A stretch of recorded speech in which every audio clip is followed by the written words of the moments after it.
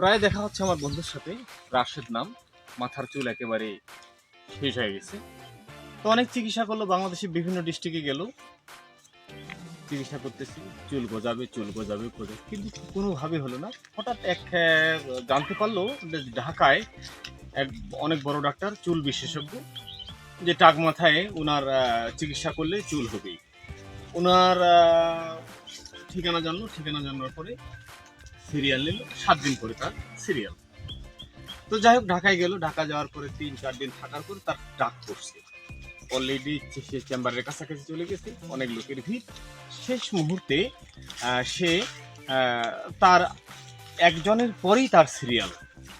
তো সে কি বলে, ভিতরে একজন আছে, এ উকি মারে দেখতেছে, কারণ তারপরেই তার সিরিয়াল পড়বে। উকি মারে দেখতেছে যে ডাক্তার যে চিকিৎসা করতেছে, উকি মারে দেখে তার মাথায় চুল নাই।